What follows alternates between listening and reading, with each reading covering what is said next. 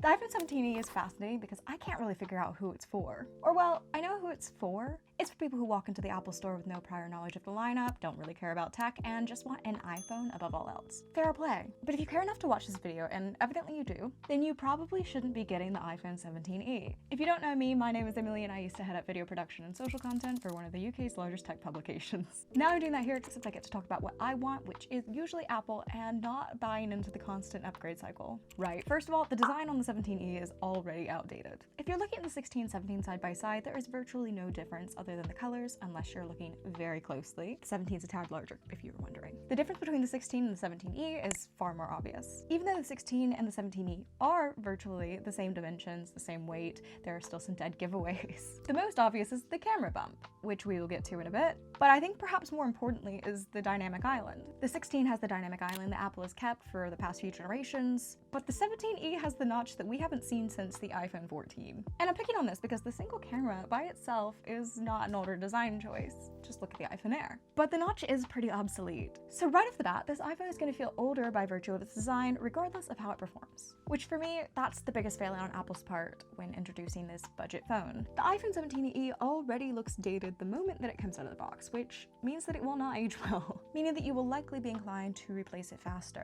If you're looking at cost long term, that already makes the base model, even an older generation, the better buy in my book. Now the cameras on the 17e are interesting because they aren't good, but they also aren't bad, they're just fine. The 17e actually has the same back camera as the iPhone Air, so do with that information what you will. But the 16's back camera, while not quite up to the performance of the 17, still has better hardware than the 17e. You've got ultra-wide and macro, both of which the 17e lacks. The more important jump from the 16 to the 17 is in the selfie camera. There, the 17 is a clear winner. Unfortunately, the 17e didn't get any of that, so you've got the same selfie camera as the 16. So overall, the cameras on the 17e are a net downgrade from the 16. And if you're more focused on video than photography, then the 16 is even more of an obvious winner. The 16 also has a camera control button, and the 17e does not. Personally, for me, the jury's still out on the camera control button. I have very mixed feelings that I could probably make into an entirely different video, but regardless of how I feel, that is another point for the 16 in terms of capabilities. The last big difference that you'll probably notice physically is that the 16's got a much brighter screen, meaning that you can see it far better outdoors in sunlight than you can on the 17e. Again, how important that is to you is something that's going to be very dependent on your lifestyle,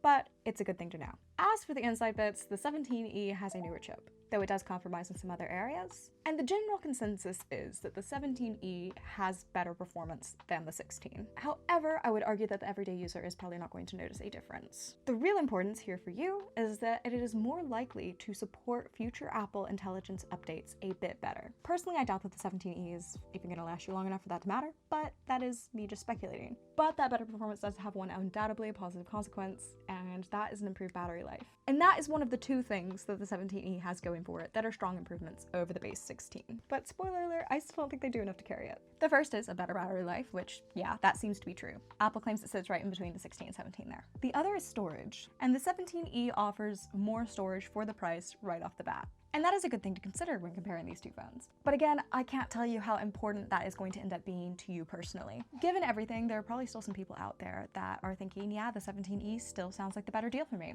And if that's you, absolutely fair. I am not here to sway you one way or the other. I'm just here to provide you with information that helps you make the better buy for you, because frankly, I think that Apple has made that more difficult in its last few phone cycles. But the last thing I would say to consider is how often do you upgrade your phone? And is the 17e going to last you as long as the base model would? And this is regardless of which generation you're considering, the 16 or the 17. Because if the point of the 17e is to be a budget phone, spending the price of the 17e twice in a 5-year period is more money in the long run than if you had bought the base model just once. And that whole thing is a very good illustration of the overall problem that I see with Apple fitting the E phones into its overall iPhone lineup. Basically, every time I find the thing that makes me think, maybe that's why you would buy the 17e, I always end up finding an issue with the logic there or some type of caveat. So why does Apple make the 17e? It's not just for the heck of it. And I think there are two big reasons. First off is that every time Apple launches a new phone, it stops selling the previous generation in stores. And inevitably, inevitably there's a huge flood of the should I buy the older generation for cheaper buyers. And they aren't getting those devices through Apple. It's all third-party retailers. So they're missing a huge chunk of buyers there right off the bat,